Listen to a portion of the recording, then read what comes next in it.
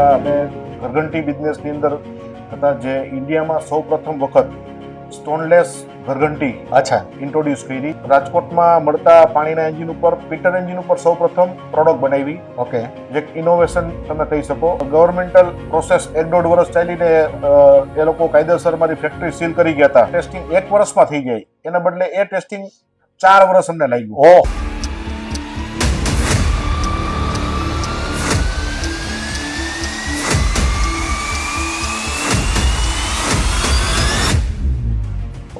ત્યારે સંયુક્ત પરિવાર જો હોય તો સંયુક્ત પરિવારનો સપોર્ટ, પછી આપણું પેશન, ધીરજ આપણી જે છે એ આપણી ધીરજ. એક્સપોર્ટ માટે યુરોપમાં એક્સપોર્ટ કરવા માટેની 5 કંપની છે. એમાંની આપણી એક કંપની છે કે જે યુરોપમાં એક્સપોર્ટ કરી રહી છે. તો યુરોપના ઓલમોસ્ટ બધા કન્ટ્રીમાં આપણી પ્રેઝન્સ છે. ટોપ 3માં આપણી કંપની અત્યારે યુરોપના એક્સપોર્ટમાં આવે છે. જી, અત્યારે પ્લાન્ટની કેપેસિટી શૈલેષભાઈ અમારી પર મંથ જી, સિંગલ શિફ્ટની અંદર 1000 ટ્રેક્ટરની છે. ઓહો. અને જો 2 શિફ્ટની અંદર કરીએ તો 2000 ટ્રેક્ટર, એટલે 2000 ટ્રેક્ટરની કેપેસિટી Per પર month. મંથની છે. મારી દ્રષ્ટિએ આવા એક્ઝિબિશન્સ ઇન્ડિયામાં ને ઇન્ડિયા બહાર પણ જે થતા હોય છે એની અંદર ભાગ લેવો દરેક એન્ટરપ્રિન્યોરને મારી ભલામણ છે. ખરેખર આનાથી બિઝનેસ તમારો ઝડપથી તમે ગ્રો કરી શકો અને તમારા વિઝન મિશન પૂરા કરી શકો. નમસ્કાર મિત્રો, સફળ બિઝનેસમેન સાથેના વાર્તાલાપની આ સિરીઝમાં આપ સૌનું હું સ્વાગત કરું છું. મિત્રો, આગામી જાન્યુઆરી 2025માં ગાંધીનગર ખાતે આયોજિત થનાર ઓનિક્સ જીપીબીએસ 2025ના સિલ્વર સ્પોન્સર કેપ્ટન ટ્રેક્ટરના મેનેજિંગ ડિરેક્ટર શ્રી રાજેશભાઈ મોહલિયા અને ડિરેક્ટર શ્રી સતીશભાઈ મોહલિયા આપણી વચ્ચે ઉપસ્થિત છે. આજે આપણે એમની સાથે વાતો કરીશું અને એમની કંપનીની જર્ની વિશે માહિતગાર થઈશું.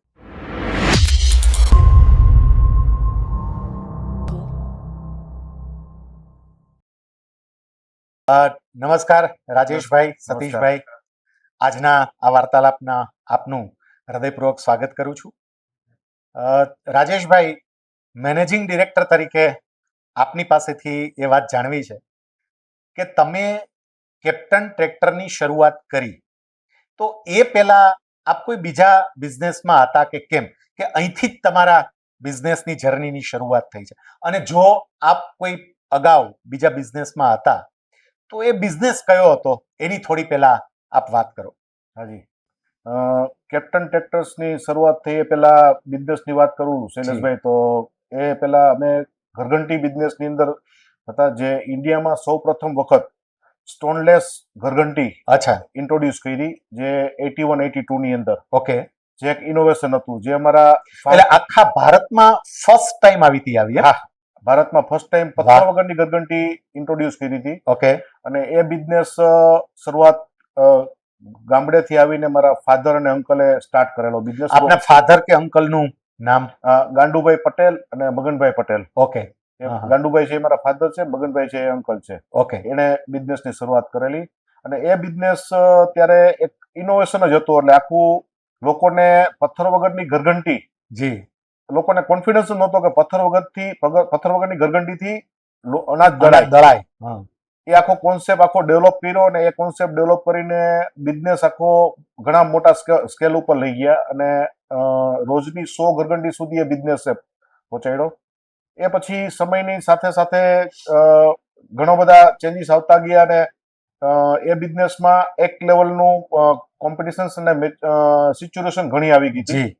એ પછી 94-95 ની અંદર એગ્રીકલ્ચર બિઝનેસમાં પરિવર્તન કરવાનું નક્કી કર્યું, કારણ કે પહેલેથી બેઝિકલી ફાધર ને અંકલ એગ્રીકલ્ચર સાથે કનેક્ટ હતા, પોતે ફાર્મિંગ કરેલી, જેના હિસાબે એગ્રીકલ્ચર ઇન્ડસ્ટ્રીઝની અંદર બિઝનેસ કરવાની ખૂબ જ તીવ્ર ઈચ્છાના હિસાબે 94માં એન્ટર થયા એગ્રીકલ્ચરમાં. જેમાં શરૂઆત organic fertilizers, sickle, C cutter, બ્લોકડાઉન સીડ્રીલ જેવા નાના એટેચમેન્ટ ઇમ્પ્લિમેન્ટ્સ, હેન્ડ ટૂલ્સથી શરૂઆત કરી. એ શરૂઆત કર્યા પછી એ બિઝનેસની હિસાબે એક રૂરલ લેવલે, ગામડા લેવલે એક કનેક્ટ વધ્યો, જેનાથી એક નીડ ખ્યાલ આવ્યું કે ખરેખર જે ખેડૂતો ખેતી કરી રહ્યા છે એ શું મુશ્કેલી ભોગવી રહ્યા છે. બરોબર. પાસ્ટની અંદર ખેતી કરતા હતા ત્યારની પણ એક અગવડતા ખબર હતી કે ભાઈ મોટું ટ્રેક્ટર્સ અને બળદની વચ્ચેનો ઓપ્શન નથી. જી. આ બિઝનેસના એક્સપિરિયન્સ દરમિયાન એ ખ્યાલ આવ્યો કે આના માટે એક વચ્ચેનો ઓપ્શન હોવો જોઈએ, એવું એક ક્લિક થયું, એક વિચાર આવ્યો. જે વિચારને ફલસ્વરૂપે એક ઇનોવેશન સ્ટાર્ટ કર્યું, જે રાજકોટમાં મળતા પાણીના એન્જિન ઉપર, પીટર એન્જિન ઉપર સૌપ્રથમ પ્રોડક્ટ બનાવી. ઓકે. જે ઇનોવેશન તમે કહી શકો. હા. એ ફર્સ્ટ જનરેશન અમારી ત્યારે 97, 98 ની અંદર મેં ઇન્ટ્રોડ્યુસ કરી. ઓકે. રાજેશભાઈ, તમે જે વાત કરી એમાં તમે વાત કરી કે તમારા ફાધર ને તમારા અંકલ જે બંને ફાર્મર હતા અને એને ઘરઘંટીમાં ઇનોવેશન કર્યું, પથ્થર વગરની ઘરઘંટી પહેલી વાર લાવ્યા. તો મને અને આ વિડીયો જોઈ રહેલા બધાને જાણવાની ઉત્સુકતા થોડી એ રહેશે કે એમનો અભ્યાસ કેટલો હતો, એ આટલું બધું વિચારી શકતા હતા આગળનું, એમનો અભ્યાસ કેટલો હતો father uncle? Father only 3 standard pass હતા. ઓહો. અને અંકલ ઓનલી 6 સ્ટાન્ડર્ડ પાસ હતા. પણ જે એને ગોડ ગિફ્ટ હતી એની કોઠાસૂઝ હતી, એ તમને કહું કે અંકલની 6 સ્ટાન્ડર્ડ હોવા છતાં એ એન્જિનિયર જેટલું નોલેજ ધરાવતા હતા. ગ્રેટ. એને કોઈ પણ આરપીએમ તમે કહો તો એના રેવલ્યુશન કહી દે. એટલી બધી ડિટેલિંગ એને ટેકનિકલ નોલેજનો એક્સપિરિયન્સ થી આવી ગયો હતો કે જે અમને ટ્રેક્ટરમાં પણ એને એ વસ્તુનો એડવાન્ટેજ મળ્યો. ઓકે. એટલે આમ જોવા જઈએ તો તમારા જીન્સમાં જ ઇનોવેશન છે એવું કહેવાય. હાજી. અને કદાચ ઘણી વખત અમુક વ્યક્તિ ભણી ન અગી હોય તો અફસોસ કરતી હોય, પણ તમારી કોઠાસૂઝ તમને ક્યાં પહોંચાડી દે છે એની બહુ સરસ વાત કરી તમે. તમે 1997-98 ની આસપાસ આ ટ્રેક્ટર બિઝનેસની અંદર પ્રવેશ કર્યો. તો કોઈ પણ વ્યક્તિ જ્યારે બિઝનેસની શરૂઆત કરે, આપણે એમને કહીએ કે ટીથિંગ પ્રોબ્લેમ લોકોને હોય. રાઈટ. એટલે બાળકને જેમ દાંત આવતા હોય ને જાત જાતના પ્રોબ્લેમ શરૂ થાય, એમ જ્યારે બિઝનેસ શરૂ થાય ત્યારે ઘણા બધા પ્રોબ્લેમ્સ આવતા હોય. આજે પણ કેટલાય બિચારા આંતરપ્રિન્યોર શરૂઆત કરે પણ પછી શરૂઆતમાં પ્રોબ્લેમ્સ આવે એટલે છોડી પણ દેવું બનતું હોય. તો તમે જ્યારે શરૂઆત કરી, આખું સેક્ટર જ ચેન્જ કરી દીધું. ઘરઘંટી હતી ને ઘરઘંટીમાંથી પેલા એગ્રીકલ્ચરના ઇક્વિપમેન્ટમાં ને પછી આમાં ટ્રેક્ટરમાં આવ્યા. તો શરૂઆતના તબક્કે કોઈ મુશ્કેલીઓ ઊભી થઈ હતી કે કેમ? અને જો થઈ હોય તો એ વખતે તમારો એટીટ્યુડ કેવો હતો? મુશ્કેલી વગર તો કોઈ પણ શૈલેષભાઈ બિઝનેસ પોસિબલ જ નથી હોતો. અને કોઈ પણ ઇનોવેશન હોય એમાં તો એક એક્સ્ટ્રા ઓર્ડિનરી મુશ્કેલી આવે. બરોબર. કારણ કે આખો નવો કોન્સેપ્ટ હતો. શરૂઆતથી જ તમને વાત કરું તો જ્યારે અમે ઇનોવેશન સ્ટાર્ટ કર્યું ત્યારે મેં તમને કીધું કે રાજકોટના એન્જિન ઉપર એટલે એક ઓફિશિયલ પ્રોડક્ટ નથી. ઇનોવેશન માટે અમે ટેસ્ટિંગ એન્ડ ટ્રાયલ માટે થોડા સેમ્પલ્સ જે બનાવ્યા હતા, જી, તો એ ત્યારે એક્સાઇઝ એની ઉપર લાગે. હા. જેના હિસાબે અમારી પર એક્સાઇઝ નો કેસ ત્યારે થયેલો કે ભાઈ આ પ્રોડક્ટ તમે ઓફિશિયલી અપ્રૂવ કરાવી અને પછી તમે એક્સાઇઝ લાયસન્સ મળી અને પછી જ વેચી શકો. જેના હિસાબે એ ગવર્મેન્ટલ પ્રોસેસ 1-1.5 વર્ષ ચાલીને એ લોકો કાયદેસર મારી ફેક્ટરી સીલ કરી ગયા હતા. ઓહો. પણ અમે વિચાર્યું કે હવે આપણે કાયદેસર પ્રોસેસમાં જઈને જ આગળ વધવું, કારણ કે જો આગળ વધવું હશે, મોટું થવું હશે તો લીગલ પ્રોસેસ વગર થશે નહીં. એટલે જે કંઈ પણ કાયદાકીય એની એક પ્રક્રિયા હોય, પ્રક્રિયામાંથી પસાર તો થવું જ છે. પછી એ પ્રક્રિયામાંથી પાસ થઈને આખી જે રિયલ કાયદેસર જે ઓટોમેટિવ એન્જિન વાળી પ્રોડક્ટ જે અપ્રૂવ કરાવી શકાય, ટેસ્ટિંગમાં મોકલી શકાય એવી પ્રોડક્ટ ડેવલપ કરી. પેલા જે પ્રોડક્ટ બનાવી હતી એની પરથી લર્નિંગ મળી ગયું, આઈડિયા મળી ગયો કે ખરેખર કોન્સેપ્ટ આપણો ચાલશે કે નહીં. બરોબર. એ પછી કોન્ફિડન્ટ હતા કે હવે આપણે અપ્રૂવ પ્રોડક્ટ બનાવશું તો આપણું આ પ્રોડક્ટ ચાલશે અને ટેસ્ટિંગ કરાવવું પડશે, વેલિડેટ કરાવવું પડશે મિનિસ્ટ્રી ઓફ એગ્રીકલ્ચરની અંદર. જેથી અમે એ પ્રોડક્ટને ટેસ્ટિંગને વેલિડેટ કરાવવા માટે સૌપ્રથમ ઇન્ડિયામાં 10 હોર્સ પાવરનું મિની ટ્રેક્ટર્સ મિનિસ્ટ્રી ઓફ એગ્રીકલ્ચરમાં સબમિટ કર્યું ટેસ્ટિંગ માટે. ત્યારે ચેલેન્જ અમારા માટે એ હતી કે મિની ટ્રેક્ટર્સ એ લોકો 25 હોર્સ પાવર થી નીચેના ટ્રેક્ટરના ટેસ્ટિંગના ઇક્વિપમેન્ટ જ નહોતા ગવર્મેન્ટ પાસે. એટલે કારણ કે એની પેલા પ્રોડક્ટ આવી જ નહોતી, એટલે એની પાસે એને ટેસ્ટિંગ માટેના જે કંઈ પણ પેરામીટર્સ કે હોવા જોઈએ એ હતા જ નહીં. રાઈટ. તો પછી ગવર્મેન્ટ તરફથી શું રિસ્પોન્સ હતો? ગવર્મેન્ટ તરફથી એ લોકો એ હતા કે આમાં અમે ટેસ્ટિંગ કેવી રીતે કરીએ, આમાં તમે આ તમારી નાની સાઇઝ છે, અમારે લોડિંગ કાર લગાડવી છે તો આમાં લાગે નહીં, આમાં તમારે પીટીઓ આઈપી નથી જેથી અમારે પીટીઓ ટેસ્ટ કેવી રીતે કરવો, આમાં આ કેવી રીતે થાય. ઘણા બધા એના એ રાઈટ હતા એમના ક્વેશ્ચન પ્રમાણે, કારણ કે જે ટેસ્ટિંગના ક્રાઇટેરિયા છે એ કોઈ કંપની વાઇઝ બદલી ન શકે. બરોબર. પણ અમે સતત કીધું કે ભાઈ તો એના માટે અમારે શું કરવું પડે, અમે કઈ રીતની પ્રોડક્ટ લાવી જેથી તમે ટેસ્ટિંગ કરી શકો. તો અમે એ પ્રોડક્ટમાં મોડિફિકેશન કર્યા જી અને મોડિફાઈડ કરીને પ્રોડક્ટ સબમિટ કરી જેથી એ લોકો ઇઝીલી ટેસ્ટિંગ કરી શકે.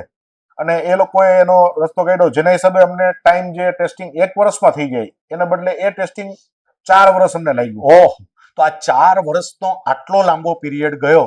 એ લાંબા પીરિયડની અંદર કોઈ પણ નવી કંપની જેને આપણે કહીએ કે નવું સ્ટાર્ટઅપ કહીએ એને ઇકોનોમિકલી ઊભું રહેવું એ બહુ મુશ્કેલ થતું હોય.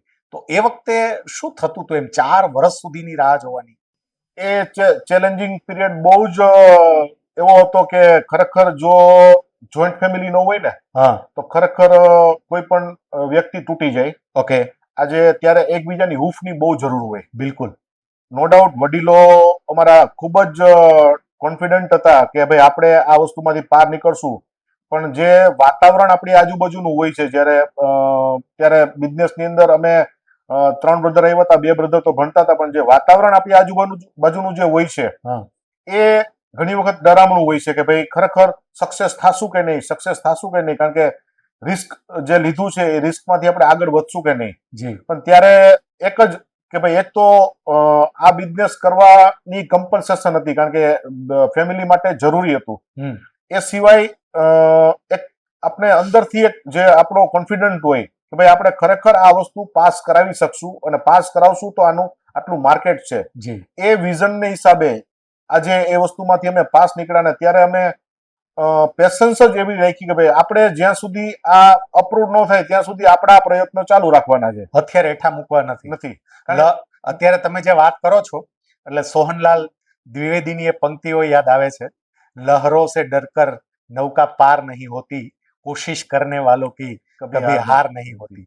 હવે તમે જે આ વાત કરી તો 2-3 બાબત બહુ સરસ તમે કહ્યું. એક તો જ્યારે આવી મુશ્કેલ પરિસ્થિતિમાંથી પસાર થતા હોય ત્યારે સંયુક્ત પરિવાર જો હોય તો સંયુક્ત પરિવારનો સપોર્ટ, પછી આપણું પેશન, ધીરજ આપણી જે છે એ આપણી ધીરજ, આ બધી બાબતોને લઈને આપણે ગમે એવી મુશ્કેલી હોય તો એ મુશ્કેલીને પાર કરી જતા હોય છે.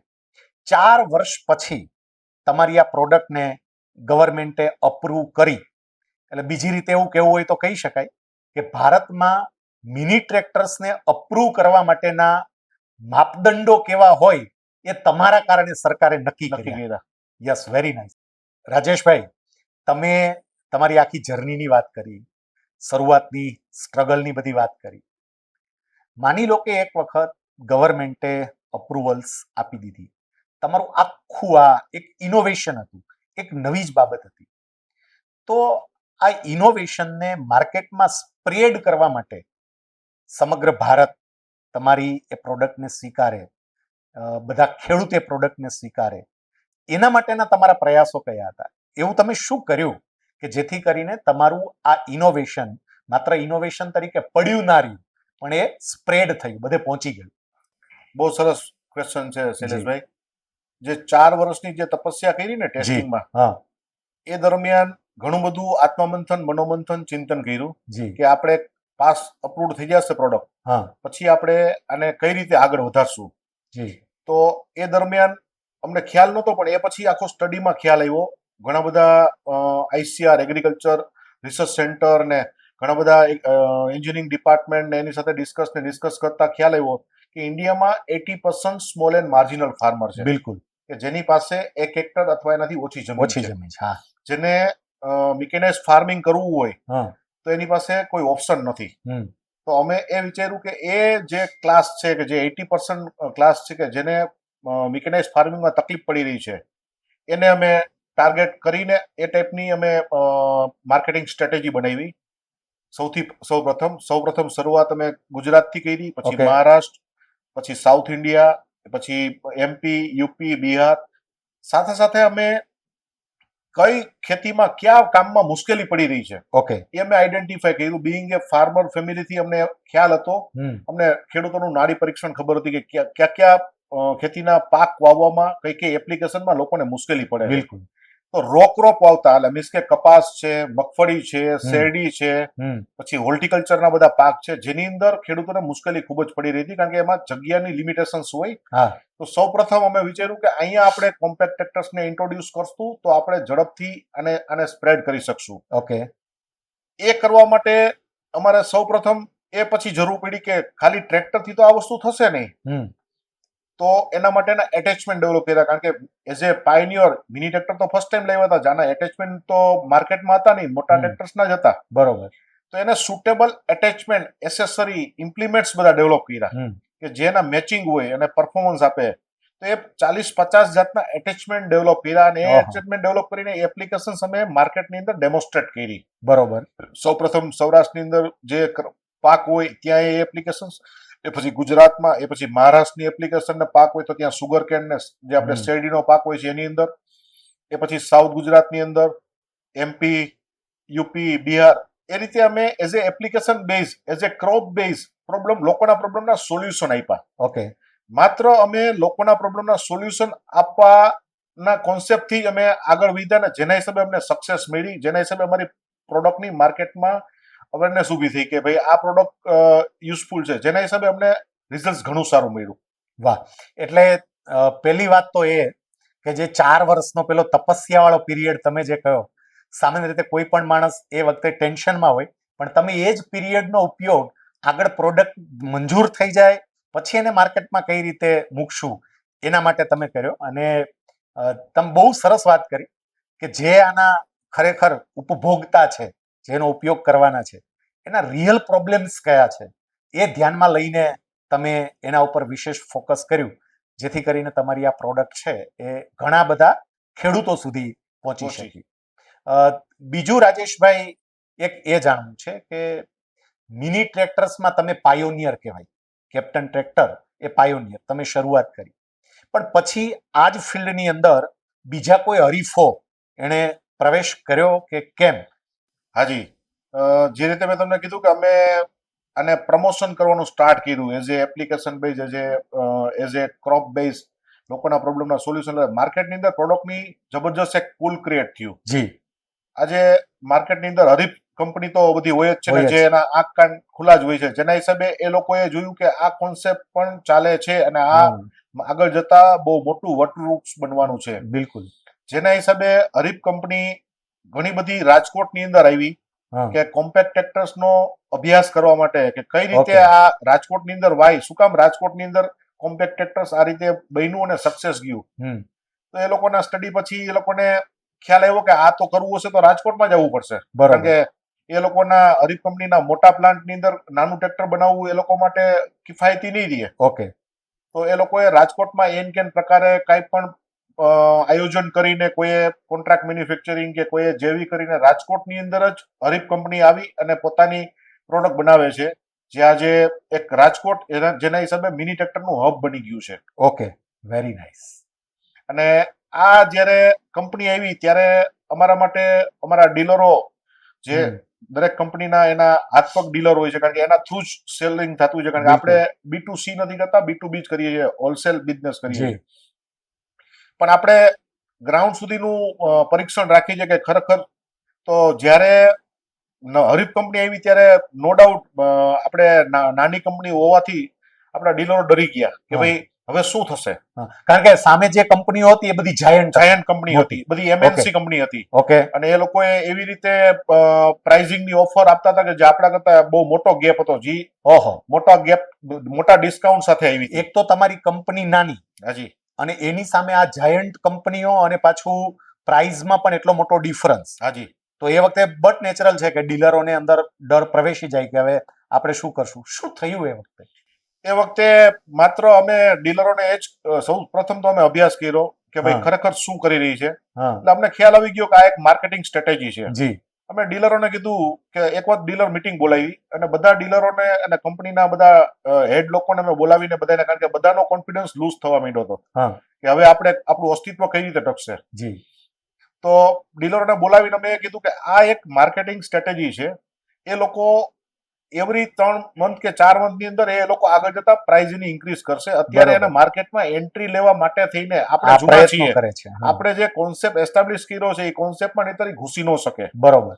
તો આપણા કોન્સેપ્ટમાં એને એન્ટ્રી લેવી છે, જેના માટે એના માટે કોઈ બીજો રસ્તો નહોતો, એટલે એને આ રસ્તો અપનાવ્યો છે. જી. તો આપણે આ દરમિયાન માત્ર આપણા કસ્ટમર ઉપર ફોકસ કરો. આપણો આટલો મોટો કસ્ટમર બેઝ છે, જે આપણો પરિવાર છે, જે આપણને અત્યાર સુધી આટલા 8 વર્ષ સપોર્ટ કર્યો છે, તો એને આપણે સંતોષ આપીએ, એને સારી સર્વિસ આપીએ, એની સાથે રિલેશનશિપ રાખીએ, એને વધુ સારી પ્રોડક્ટ આપવાની ફ્યુચરની આપણે એને એશ્યોરન્સ આપીએ, તો 100% આપણને સપોર્ટ મળશે. અને 100% એ વસ્તુ સાચી થઈ. અમે એ અમારો જે એજન્ડા હતો અમે એ એસ્ટાબ્લિશ કરી શક્યા, ડીલરોને ભરોસો અપાવી શક્યા, ડીલરોએ કસ્ટમરને ભરોસો અપાવ્યો, જેના હિસાબે એ ભરોસાના હિસાબે અમે આગળનું માર્કેટમાં ટકી રહ્યા. ત્યાં સુધીમાં હરીફ કંપનીએ પોતાના ભાવ થોડા કરીને વધારી દીધા હતા. એટલે હરીફ કંપની આવવાથી અમને બીજું કોઈ ડેન્ટ ન લાગ્યું કે ડેમેજ ન થયું, પણ એનાથી ઉલટાનો અમને માર્કેટ સ્કેલ થયું, માર્કેટ સ્કેલેબલ થયું, માર્કેટ વધ્યું, ઇન્ડસ્ટ્રીઝ વધી, જે અમારા માટે બહુ જ મોટી ઓપોર્ચ્યુનિટી ક્રિએટ થઈ બીજા અધર સ્ટેટ માટે, બીજા રાજ્યો માટે, જેનો અમે ખૂબ જ મોટો ફાયદો પછી એ દરમિયાન અમે ઉઠાવ્યો. પણ તમે આ પણ બહુ સરસ વાત કરી કે હરીફોની માર્કેટિંગ સ્ટ્રેટેજી સમજી અને એ પ્રમાણે તમે એક શબ્દ બહુ સરસ વાપર્યો કે કસ્ટમર છે એ આપણો પરિવાર છે આખો, અને 8-9 વર્ષથી જે પરિવાર આપણી સાથે જોડાયેલો હોય, સામે ગમે એટલી મોટી જાયન્ટ કંપનીઓ હોય, ગમે એવા એ કદાચ કિંમતમાં ઘટાડા સાથે માર્કેટમાં પ્રવેશવા માટેનો પ્રયત્ન કરે, પણ તમે જો તમારો જે કસ્ટમર વર્ગ છે એમને સેટિસ્ફેક્શન આપી શકતા હોય, એમનો વિશ્વાસ સંપાદિત કરી શકતા હોય, આફ્ટર સેલ સર્વિસની પણ તમે વાત કરી, એ જો બધું કરી શકતા હોય તો તમે ગમે એવી મોટી કંપનીને પણ હંફાવી શકો છો. બહુ સરસ વાત કરી તમે રાજેશભાઈ. તમે ઘણી બધી વાતો કરી, પણ સાથે સતીશભાઈ પણ બેઠા છે. સતીશભાઈ, તમારી પાસેથી પણ થોડી વાત જાણવી છે. કેપ્ટન ટ્રેક્ટર એ કેટલાય પ્રશ્નોનો સામનો કરી જાયન્ટ કંપનીઓને પણ હંફાવી અને પોતે કામ કરવા લાગી. તો ભારતની અંદર ગુજરાત બહાર નીકળી અને આમ કેટલે સુધી પહોંચ્યા? અલગ અલગ રાજ્યોની આપણે વાત કરીએ તો તમે ક્યાં સુધી પહોંચ્યા? હા શૈલેષભાઈ, અત્યારે કેપ્ટન ટ્રેક્ટરની વાત કરીએ તો ગુજરાતમાં તો છે જ, અમે વેલ એસ્ટાબ્લિશ છીએ. એ સિવાય ભારતના જે રાજ્યો છે, બીજા રાજ્યો જેમ કે મહારાષ્ટ્ર છે, સાઉથના જે રાજ્યો છે, આંધ્ર છે, તેલંગાણા છે, કર્ણાટક છે, તો ઓલમોસ્ટ વાત કરીએ નોર્થમાં તો યુપી, બિહાર, રાજસ્થાન, ઓલમોસ્ટ પાન ઇન્ડિયામાં અત્યારે આપણું નેટવર્ક છે. ઇવન આપણે કાશ્મીર સુધી પહોંચી ગયા છીએ. કાશ્મીર, લડાખ, ત્યાં પણ આપણા ડીલર નેટવર્ક આપણું અત્યારે છે. અને એ સિવાય વાત કરીએ તો જે ક્રોપ સુટેબિલિટી છે ઇન્ડિયાની, એ પ્રમાણે જ્યાં રિક્વાયરમેન્ટ છે ત્યાં બધે જ આપણું ડીલર નેટવર્ક અત્યારે એસ્ટાબ્લિશ છે.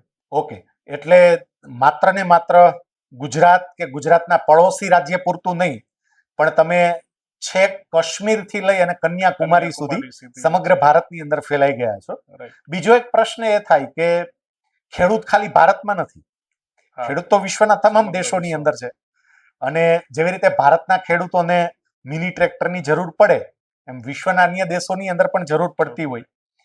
તો તમારી જર્ની ભારતની બહાર નીકળી હોય તો એ ક્યાં સુધી પહોંચી છે? પહેલા તો ભારતની બહાર નીકળી છે કે કેમ, અને જો ભારતની બહાર નીકળી હોય તો ક્યાં સુધી પહોંચી છે? યસ શૈલેષભાઈ, ભારતની બહાર તો ઓલરેડી અમે નીકળી ગયા છીએ 2016 થી. અચ્છા, 2016માં 2016માં અમે ફૂલ્લી ફોકસ એક્સપોર્ટ આપણે આ પ્રોડક્ટનું સ્ટાર્ટ કર્યું. ઓકે.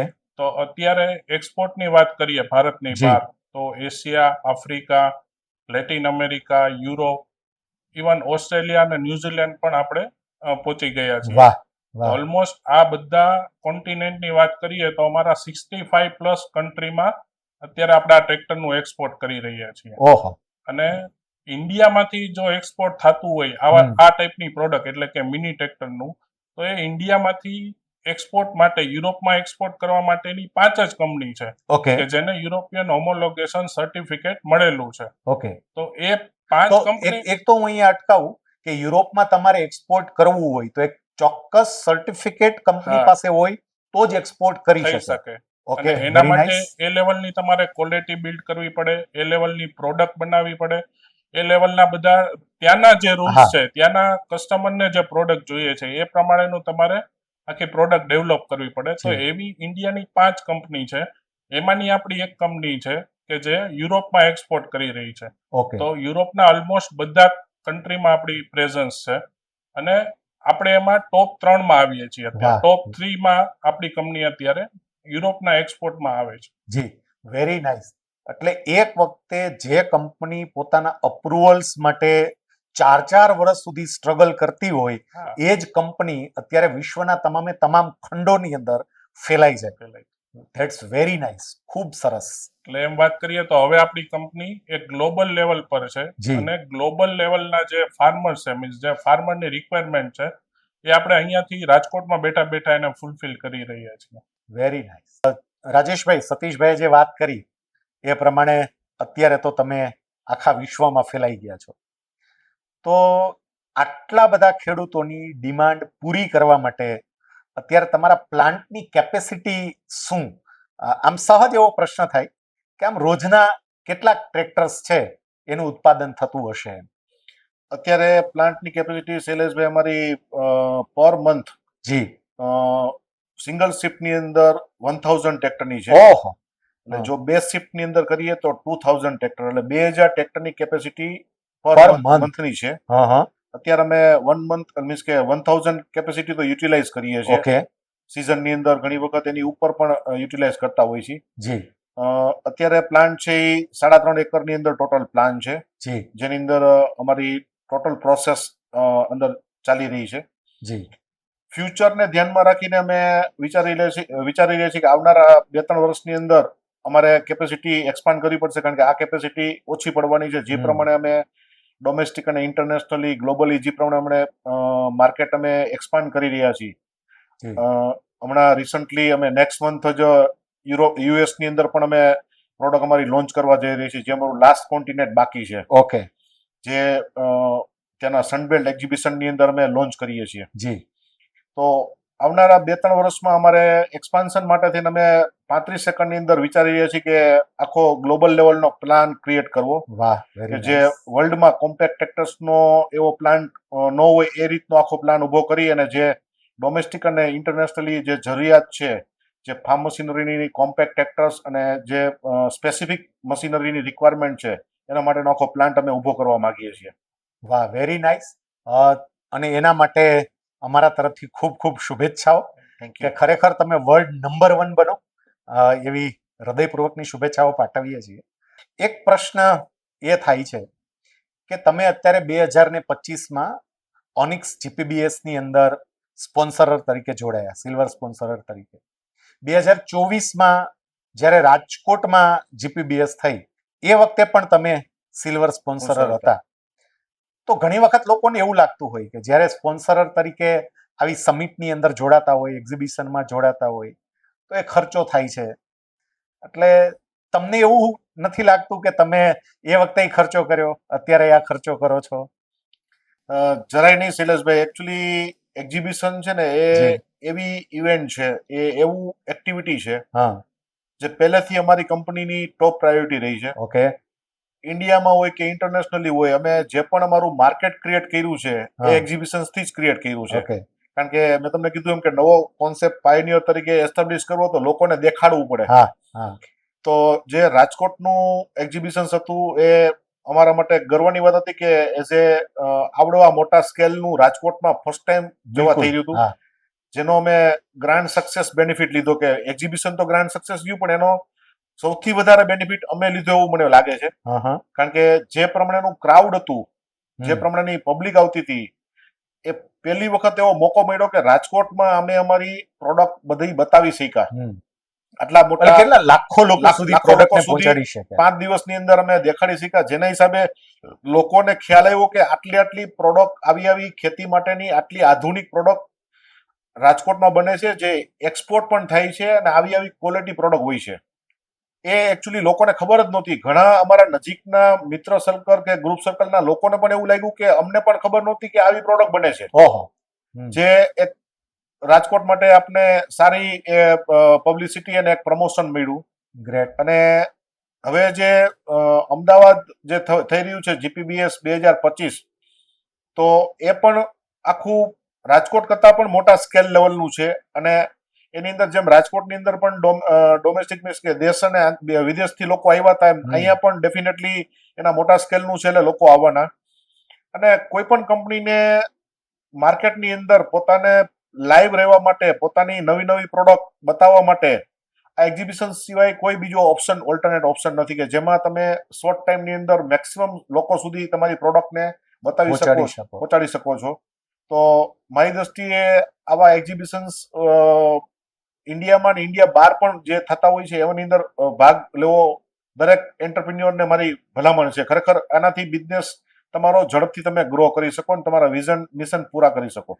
અચ્છા, એટલે આ પ્રકારના એક્ઝિબિશન એક ઓપોર્ચ્યુનિટી હોય છે આંતરપ્રિન્યોર માટે પોતાની જે પ્રોડક્ટ કે પોતાનો બિઝનેસ એને લાખો લોકો સુધી સરળતાથી પહોંચાડવા માટે.